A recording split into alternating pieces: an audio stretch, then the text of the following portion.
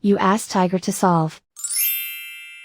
This deals with linear equations with one unknown. The final result is m equals 30. Let's solve it step by step. Group all constants on the right side of the equation. Add 4 to both sides. Simplify the arithmetic.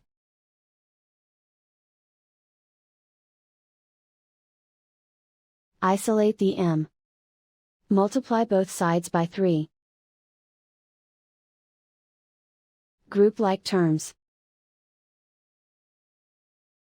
Multiply the coefficients. Simplify the fraction.